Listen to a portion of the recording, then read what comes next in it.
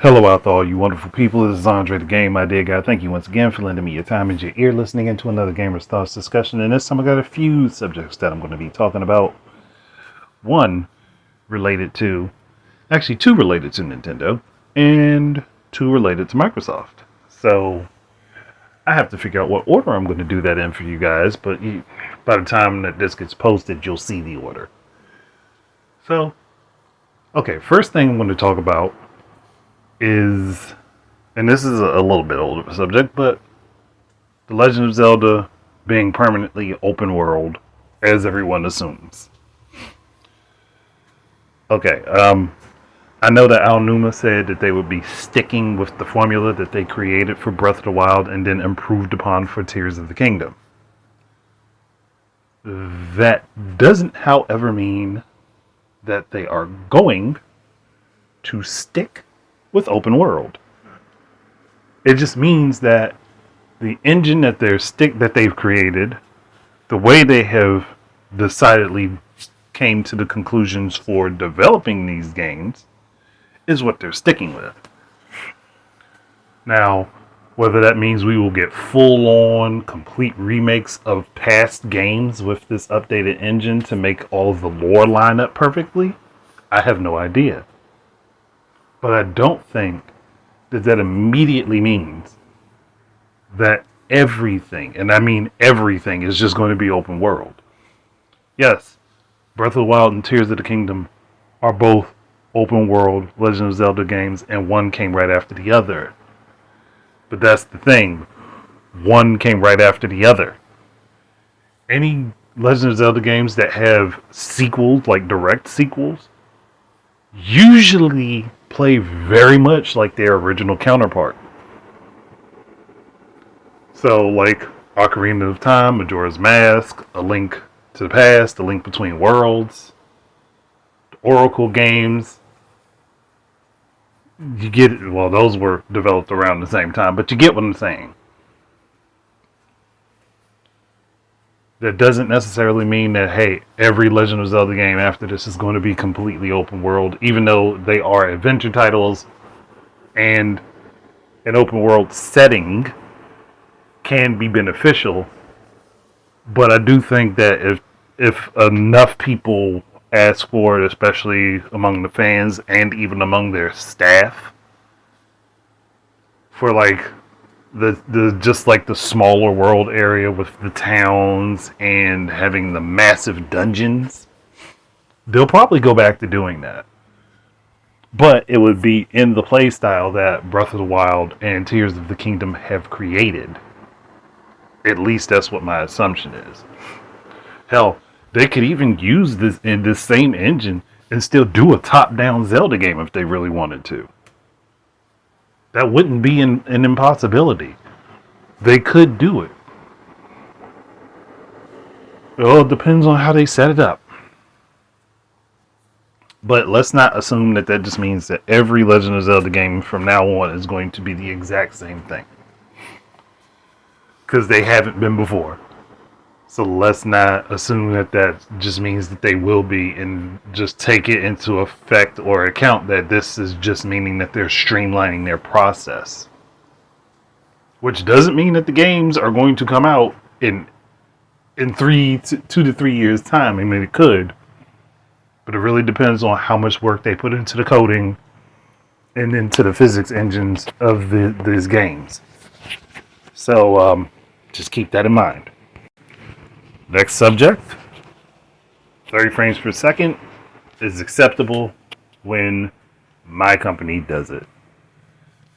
I don't care what's going on with people. Like me, as far as I'm concerned, 30 frames per second for a game has always been acceptable, even if it has some slight dips. And I'm saying this for Starfield because everybody knows Starfield is now going to be 30 frames per second on Xbox. There's nothing wrong with a game being 30 FPS. There's nothing wrong with it. It can be a design choice, as has been stated before. As I have stated before in the past, when it comes down to stuff like The Legend of Zelda, Tears of the Kingdom, for example. Not Tears of the Kingdom, but Breath of the Wild, for example, when it's being run on emulators and people kicked the FPS up to 60, and it throws off the timings in the game. It was a design choice. It was a design choice by Bethesda to go ahead and make Starfield 30 frames per second. I wouldn't have had a problem with that personally anyway. My problem always comes down to the fandom. Because people will pretend that they have information other people don't. Without knowledge of how those things work. And I always expose my knowledge. Because I don't want people to think that I'm speaking from a place of complete understanding. I will say, hey, half the time I'm speaking from a slight position of ignorance. But they decided to have the game run that way. And only now are people happy about that. But like, oh, 30 frames per second is cool. I don't mind that people are fine with it. What I do mind is the complete flip-flopping back and forth. Like, you can't be gung-ho about something one day and then turn around and flip the other direction the next day just because it works in favor of your position. People gotta stop that when it comes down to gaming. Like that's one of the things that makes this community so irritating. Very irritating.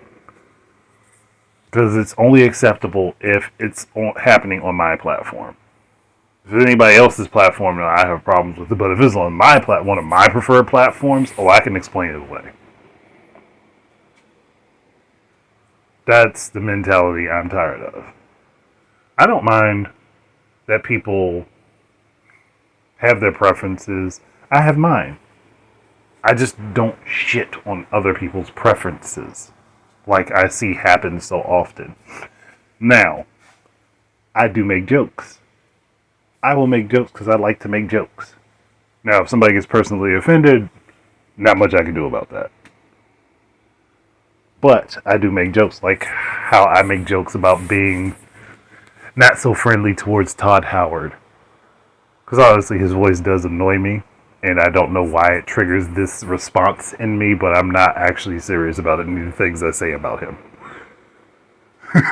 So, especially if you heard the last, us talk about the Xbox presentation, and then when they got to the Starfield section. But,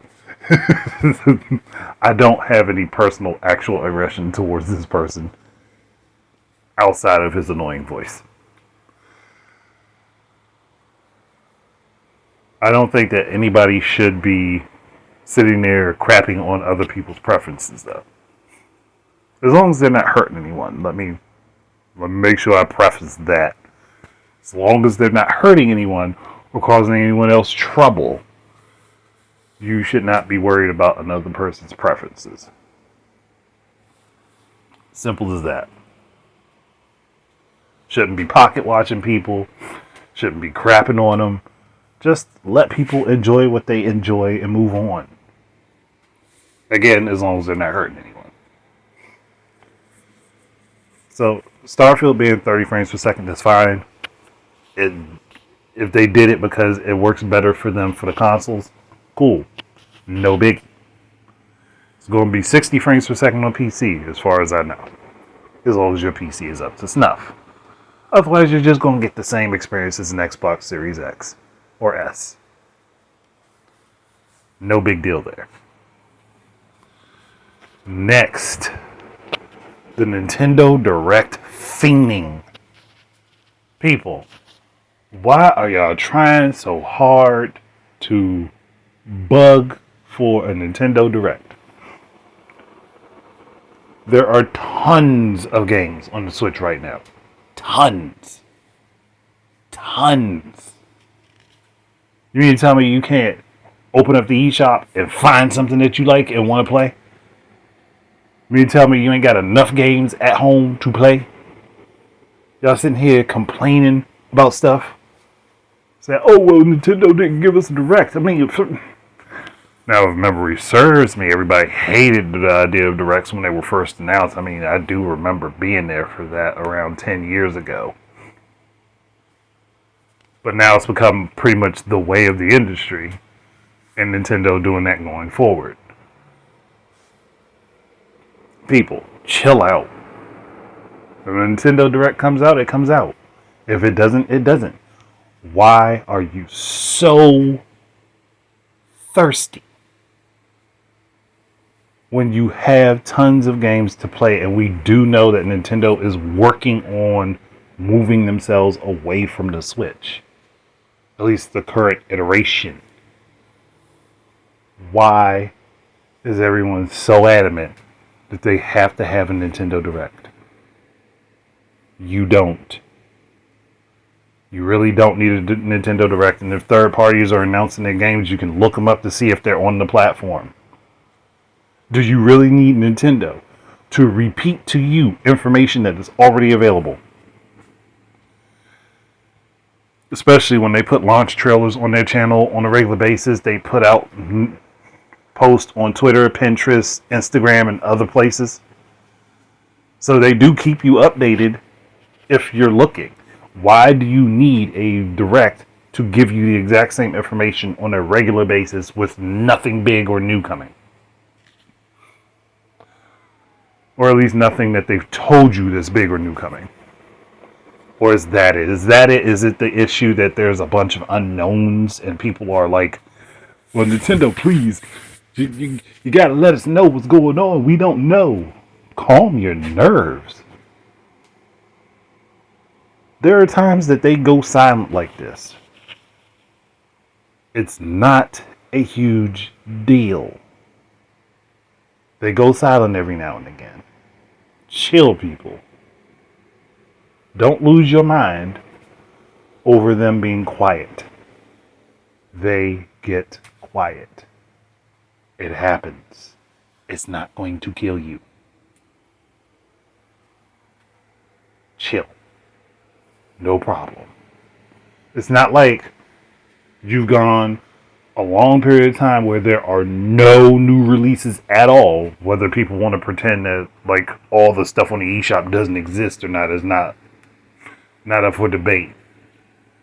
There are new releases on a regular basis. All you have to do is look. And there are announcements everywhere. All you have to do is look. You don't need a compilation video to tell you that. Do some research. Spend a few minutes looking up what's new and coming. It'll save you a whole bunch of trouble. You don't need to have a direct for bragging rights. That wasn't the purpose of them in the first place. The purpose of the directs was to communicate to Nintendo's customers, to people that are paying for their merchandise, what's coming. Everybody out here fiending for information ain't even a Switch owner. So chill out. And again, you don't need it for bragging rights. It's not needed. Don't need to use a direct to dunk on everyone else. Enjoy them for what they are when they come. Otherwise, leave it alone. That's it. Last thing I want to get on, because Microsoft, I don't know how y'all got into this mindset where you have to, and I mean have to, it must be that all of your games are large in scale, because that's one of the major reasons that we have seen you guys purchase up a bunch of studios and nothing, and I mean nothing, has come out. And we know Starfield's coming in a few months. But why purchase all of these teams and then start making super big games? You don't have to have everything first party be a large scale game. That's one of the problems that is plaguing you. is that you're worried about everything being big, being this huge epic, and it's got to be like this amazing, trying to be movie quality story. It doesn't. You don't need that. And I would try to bend your ear to do what my buddy Shadow Fox keeps saying: make a new Killer Instinct.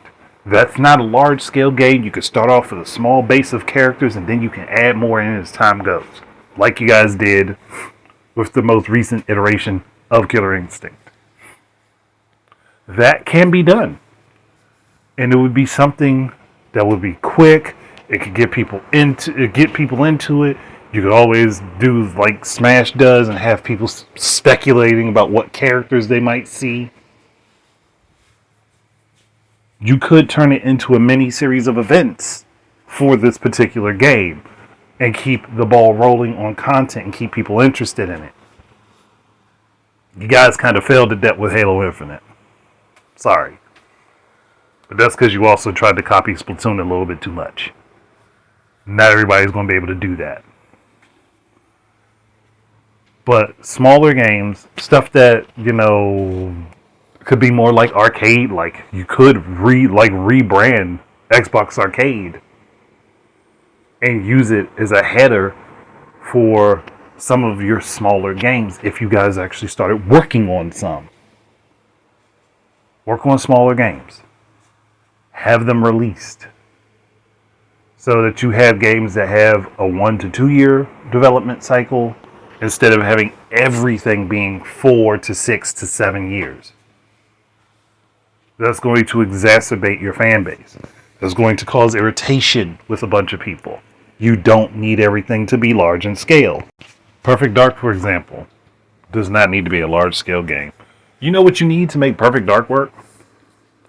You need James Bond type story and dialogue in a futuristic setting with a British woman being the best agent for the group.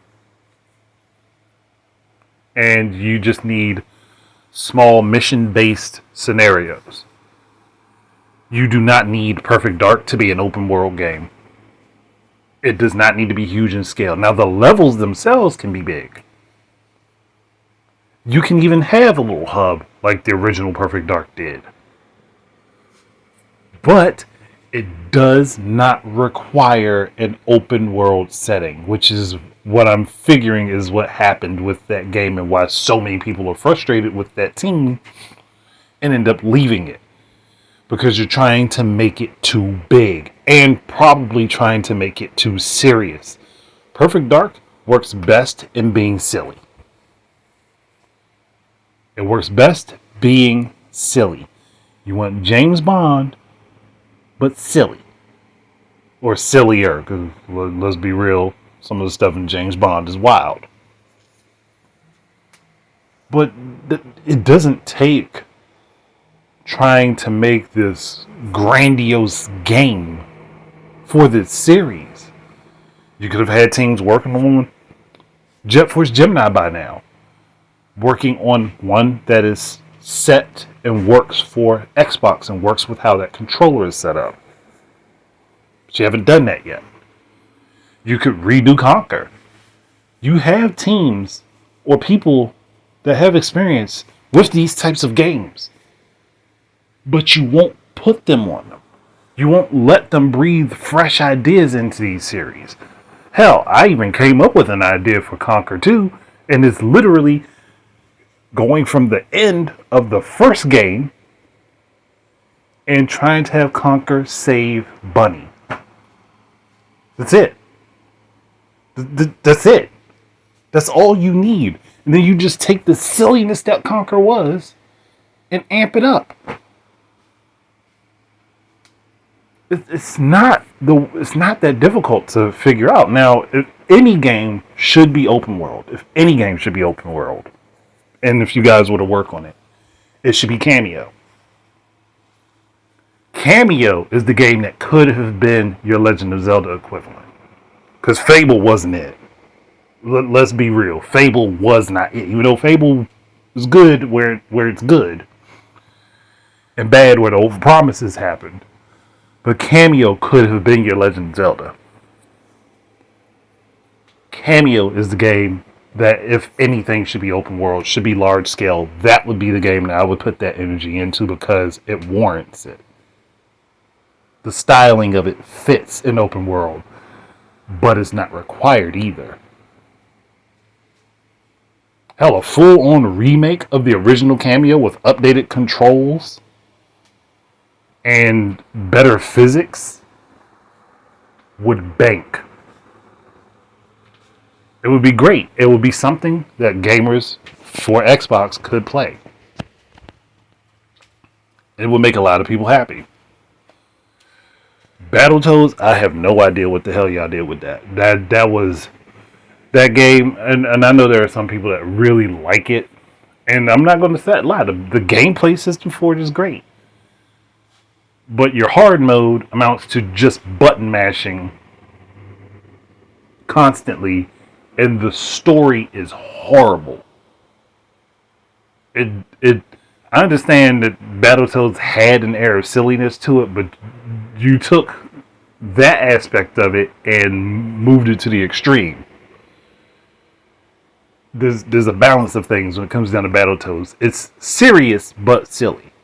It's not wholeheartedly silly. It's not balls to the wall slapstick comedy. It's, oh, there's this serious group, but all these funny ass situations keep happening to them. You got to understand what you're working with. I would give Battletoads another shot, but with a different team. Make it more in line with what old school Battletoads was, and people won't complain.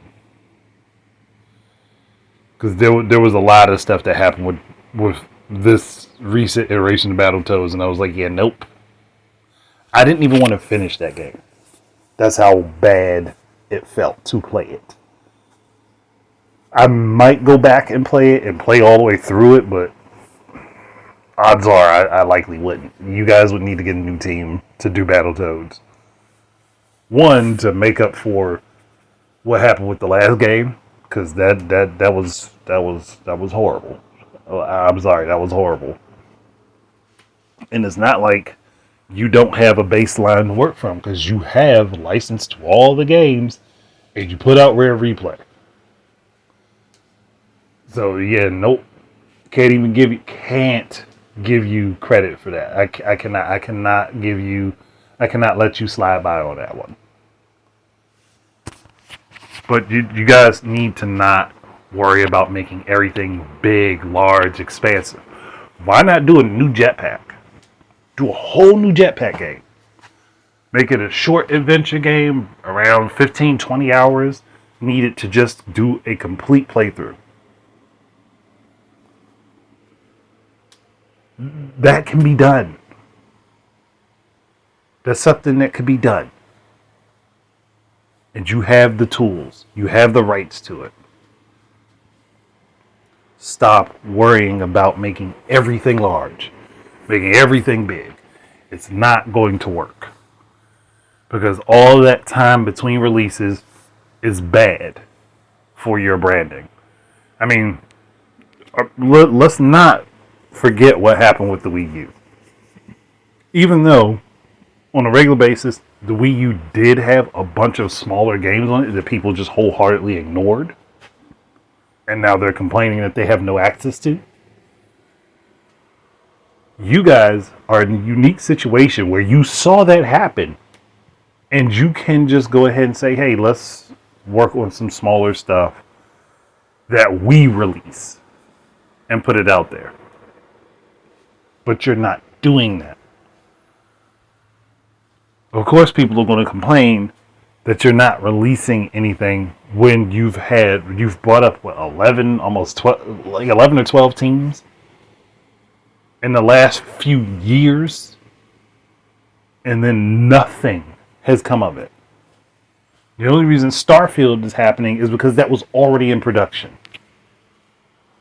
That was already being worked on. That's the only reason that is wrapping up nearly as fast as it did, because it was already in production when you guys ended up purchasing ZeniMax and got Bethesda. Because so let's not pretend you haven't flopped and fell over all this other stuff. Stop worrying about making large scale games. Get your teams into a rhythm on making some smaller stuff. Come up with something new, but make some smaller stuff. Don't focus on having everything be the biggest, most graphical showing that you can create. Work on smaller scale stuff.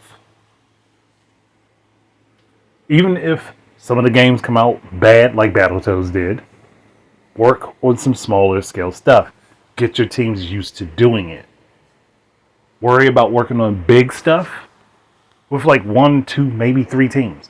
Let like 2 or 3 of those teams work on larger stuff, and have some smaller teams, or have some teams work on some smaller stuff. Or some teams from the companies you guys now own, have them work on smaller games that are more arcade, more indie styled. Maybe dig into some retro stuff. But stop worrying about making everything be this huge 40 to 50 hour epic adventure when you don't have to. Try getting back into doing some sports. Maybe do some sports games for sports that people don't actually know exist. That's another thing to consider. Maybe have some work on some games that utilize the avatars, the newer version of the avatars that you guys created, because there is not one out right now. There are plenty of possible things that you guys can do that you are not attempting to do. And I don't know if it's because people are ignorant to how game development should work, or because they're ignorant to how the industry and community work. But one way or the other, you guys got to turn that around, because the way it's going currently is detrimental to you in every way, shape, or form. You need to work on smaller games, Microsoft. Not everything needs to be an epic adventure like Sony keeps trying to do, which is why they are blowing through so much money. Which is why Square Enix is blowing through so much money. Which is why Ubisoft blew through so much money. The examples are all right in front of you guys, and everyone is ignoring them, and I have no idea as to why. Maybe the shareholders don't understand or don't know any better, and they're just like, oh yeah, nah, we got to do the largest thing that we can come up with, which doesn't always net you a good return. And people will say, well, you're fanboying for this, but the truth is Nintendo does it the right way. They will have some smaller games being done. They'll have teams working on smaller projects that don't take as long to fit in between the larger releases. So why is it that you guys can't do the same thing when you have far more money and should be far more capable of doing it?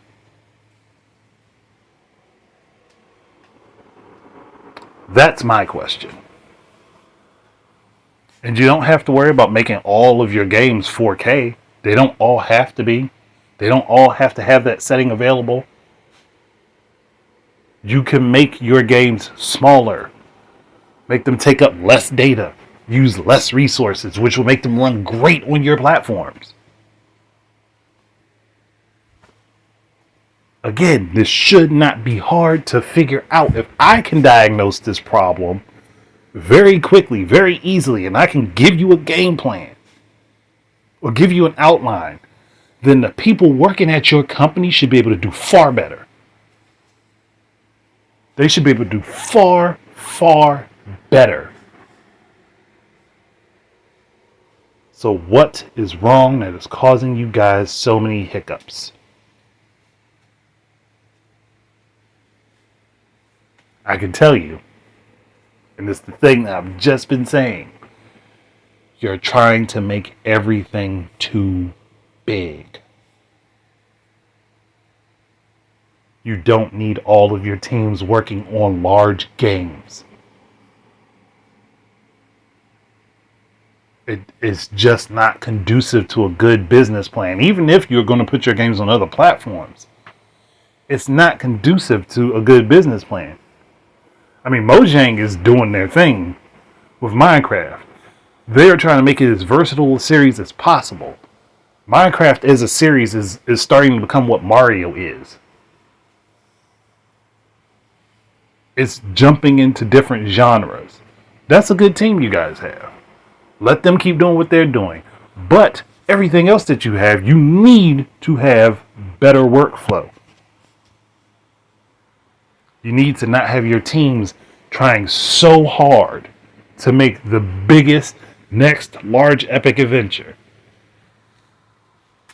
Just have them work on making a good game. Something that's good at its foundation. Something that people will want to come back and play multiple times over. Something that will make the people that play on your platforms happy. Yeah, maybe there's going to be some arguments and they're going to be rebuking some things at first. But if you start releasing some smaller scale games, maybe even utilizing your IP in more than one genre, having some characters cross over into multiple different things, that will do you good. And I think I will sit down and actually do a discussion on making a new Killer Instinct. How it can be done, which you've already got all the tools in place for. All I would really have to do is talk about what characters to include and what types of game modes to throw in there. Actually, you know, I can do that right now. Killer Instinct. You want people to want to do a new Killer Instinct, do your baseline, and stick strictly with Killer Instinct characters. Do what you guys did before. Do little seasons, little packets, but for the love of everything, please don't charge like $50 per character, like some companies are trying to do. If anything, do little group packs. Do an individual characters like a couple bucks, but as a group together, maybe 20 to 30 bucks per set, depending on how many characters you put in. But some characters that you could include, which would draw people to other games, which is the Smash Brothers thing, put in Joanna Dark or Velvet Dark from Perfect Dark. Gosh, try to say that 3 times fast. Throw in Master Chief. Actually put all of the Battletoads in it. Hell, you could even throw Cameo in there because she's got techniques and transformations that would fit right into Killer Instinct. I would say Conquer, but no. Conquer, I think, can be left out of this. But you could take the characters from Jet Force Gemini and put them in there. Or at least the twins, Juno and his sister. I keep forgetting her name. I think it's Juno. It's a V. I know it's a V. I can't remember her name right now. But Dog doesn't need to be in there. Dog could be in the background on the stage just designed for them. You could take some of the characters from... You could take the main characters from Fable and actually... I don't remember if they actually have names. I don't remember what their names are, but you could take the main characters from Fable and put them in as a way to cross things over. And it's not like they don't murder people in Fable. Hell, you could even do a crossover for Starfield, which would draw more attention to it. It's like you guys don't know how to leverage what you have. As far as game modes, obviously have an adventure mode similar to the one that you had before, which can be played repeatedly over and over again, and you get different story bits in that adventure mode.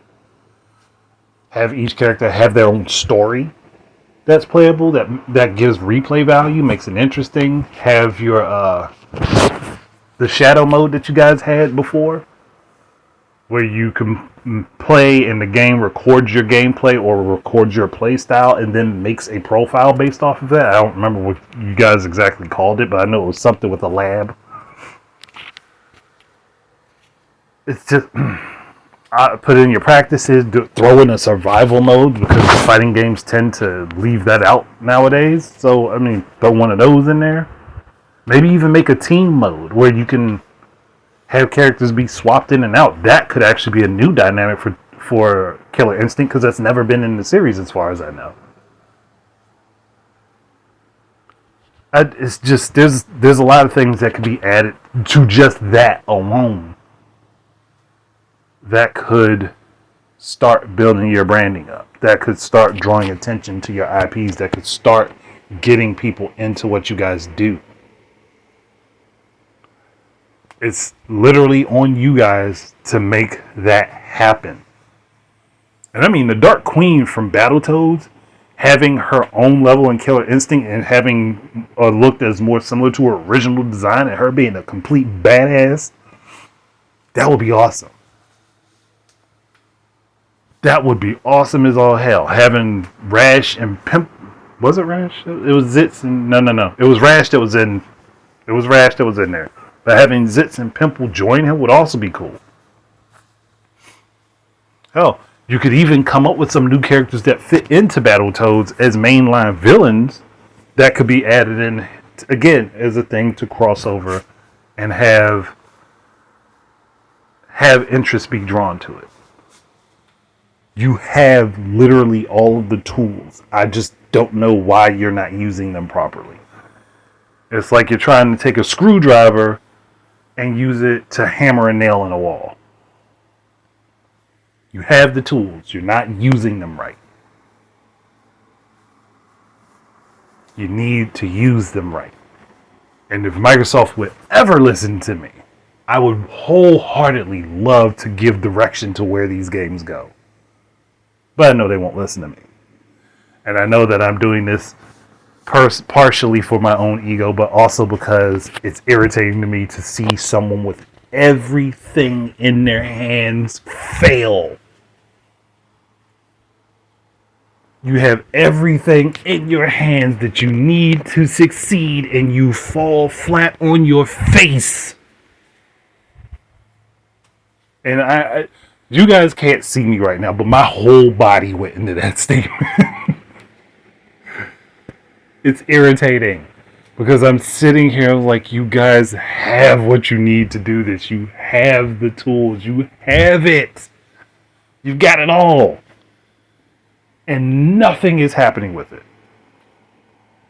And I do apologize for everybody that was expecting every other segment to be as long as this one, and this one has taken up the majority of things. But I'm a Nintendo fanboy, right?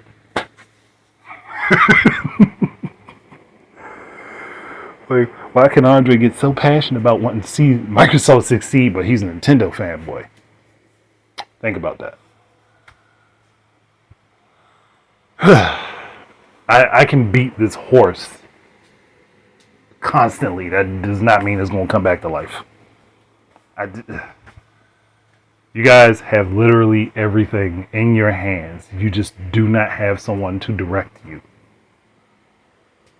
And Phil is not the person to do it because Phil is working in the upper management section. He's not Yeah, he covers gaming.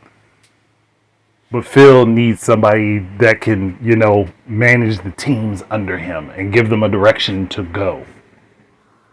And maybe he has that and that person's just failing at their job. I don't know. But if I could get there, if I could get behind the walls at Microsoft Studios, they give me one opportunity, I could literally present them a way to make what they're doing better. I know I could. Now, I know they won't listen, but I know I can help. That's the sad part. I know I can help. But I think I'm going to go ahead and end this, since this is almost 40 minutes right now. And like pretty much a whole 25 of that 40 is wrapped up in this.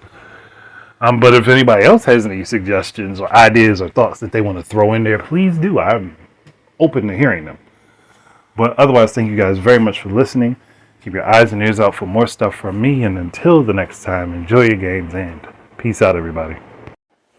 Thank you once again. This is Andre, the Game Idea Guy. And if you would like to support my efforts in creating content, please look up my book that is currently on Amazon for purchase.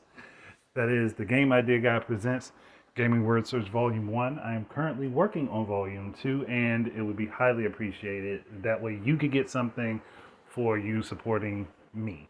Again, thank you very much. Peace out.